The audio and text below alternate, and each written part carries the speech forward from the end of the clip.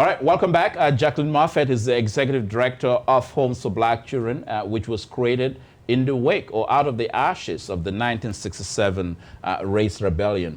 You know, as you're explaining in terms of what their concerns are, one would think also that the vulnerability of your organization must be taken into account. Yes. This was an organization created out of the ashes of the 1967 race rebellion, the race riot and so forth.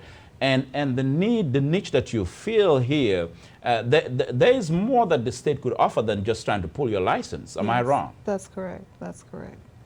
I have asked for consideration of the work, you know, that they consider that we're meeting our contract in terms of service delivery, that, you know, that our children are not at risk, our foster parents are not at risk, our staff are not at risk.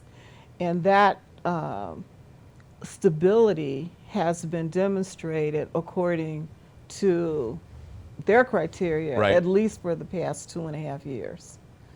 When the decision was made, there was no consideration of our most recent audited statement, which showed progression in the fact that our liabilities have decreased. Over time. Okay. And that we had a surplus for this last calendar year of $70,000. And I felt that should have been part of the determination. But overall, they're feeling like even if that's the case, you owe so much debt that it still presents vulnerability for the children that we serve, that if our debts were recalled, it could destabilize the care of the children. So and help me understand this if I'm wrong. We know the overall adoption system is a mess. It's a big mess. And you are here helping to address an issue that remains an ongoing challenge, overrepresentation of black kids in the system. Right. And, you know, the inherent biases that are within the system. Yes. And so forth. One would think that, you know, the state would be committed to ensuring that they make sure you don't fail. Yeah. Right? And that, you know, even if we move out of this, we've seen, look, we have, you know, we've seen too big to fail companies on Wall Street that have been given billions of dollars to not fail. Right. You know, bailed out by taxpayers. Right. So, I mean, what would it take to bail out Home for Black Children? Well, you're not asking for $1 billion from the state, are you? No, I'm not. No, I'm not. And I think the consideration, too, is that what makes us distinct in terms of an agency, we're in the city, we serve the city, we're not afraid to be in the city, we're not afraid to go on home calls within the city.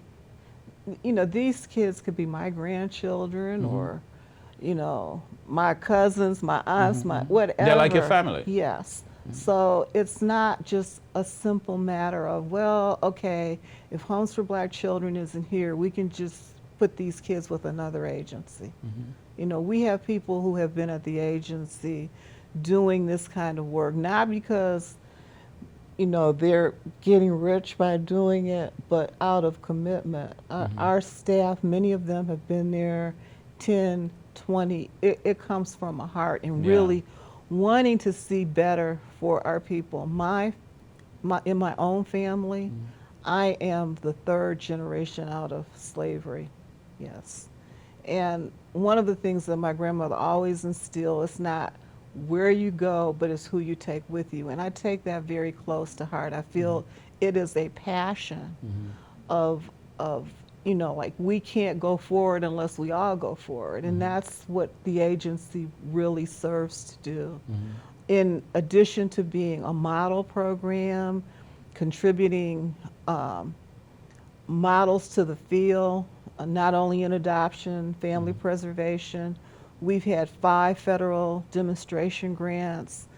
You know, we do the work according to the will of the people. You know, we involve them in terms of how our program gets developed and what are their needs. So you've been receiving federal grants. Yes, yes. And currently we are approved to apply for federal grants. So And here is the state of Michigan trying to pull your license. right. Well, I don't want to say that they're trying to, because I'm really hopeful that it is. No, I know, but this is my opinion. I think the only reason why Governor Whitmer's administration is put in a state is because of the election. After the election, and I hope we're going to stay on this because we want to make sure that you stay open. This vulnerability, this history, and that is tied with this, with Detroit's own what I call cultural rejuvenation. Exactly. 67. I mean, there's no reason why the state of Michigan, under a Democratic administration, Governor Gretchen, should be pulling the license of an organization that caters to black kids in the city of Detroit, born out of the ashes of 1967. It's just unacceptable. I hope you're right. Yeah. Well, we're gonna stay on this, but take me through the other process here is what it takes to run an adoption agency in Detroit. Let's talk about that. Okay. Adoption is complicated. Yeah. And do you mean on the service side, or do you mean on the funding side? No, on the service side itself. Okay. All right. Okay. What it requires. Well, we are charged with finding a permanent solution for a child. And the goal is to find it in a timely fashion. You know, we don't want kids just languishing forever. Many of the kids that are waiting are older kids. The younger kids have more adoption opportunities because of, they come with less history. They're easier to find placements for. So our goal is, once a child is, the parental rights are terminated with that child, is to find the best possible choice. And usually that is with a foster home that they've already been placed with, a relative home that they've already been placed with, or when that's not a possibility, then to look outside to find families that would be willing to adopt. Because of our name recognition, we always have families waiting when that's not possible. So, which I think is very unique for our agency. We essentially don't have to do recruitment. Our name does recruitment. So we oftentimes have families waiting. There is a child evaluation to find out what to look specifically in terms of what are that child's needs and who would best serve those needs. And that's kind of like our marching orders. Then we go about establishing who that is. Preferably it's a family member who they've already been placed with. If it's a foster family, then we determine whether or not that's the best placement. If it's not, then we're looking for families that have expressed interest, whether or not they can meet that specific child's needs. There's a home study process. We have that's basically done in the home, because we really kind of want to know how it is that the family, we look at what resources that family can bring to that child. Not necessarily financially, because that's not always a good measure of one's ability to love and nurture a child, but they do need to be able to sustain themselves, because there is support through subsidies for the child's care, but not for the adopting parents. I want to go back to the question of sustainability here, because your agency needs to be sustained in the long run here. And the statement that the state, through the governor's office, indicated, which I saw on social media, that you mentioned. Because tell us what you want from the state. What do you want the state of Michigan under Governor Whitmer to do right now for homes of black children? What are your demands? I want a regular license. Okay. And I think that our work justifies a regular license. I feel that the finances of the agency can be worked out. They have been working out. So you're operating right now on what kind of license? A regular. Okay. Yes. So you have the regular license? Yes. Okay. Yes. So that's basically. So you already have your regular license? Yes. Then? Okay. So what do you want from the state? I want it not to be revoked. Oh, you want it not to be revoked? Yes. Okay. Yes. Anything else? Because they indicated that they're going to, this is what they're saying for now, that they're going to work with you to a resolution. I think there should be some consideration in terms of how small community-based organizations are valued.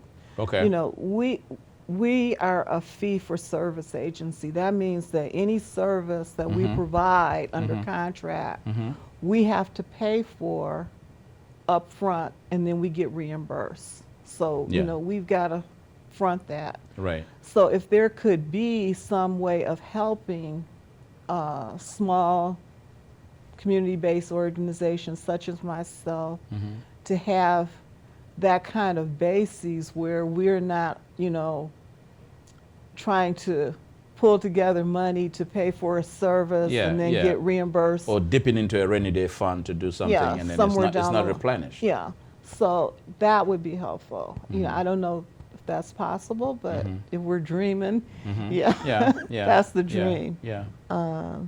Yeah, because I think, I also think that the whole adoption issue, we're not reimbursed, and I think most adoption agencies would agree with me, we're not reimbursed at cost. You know, that's been kind of our Achilles heel, is trying to maintain that adoption program over time.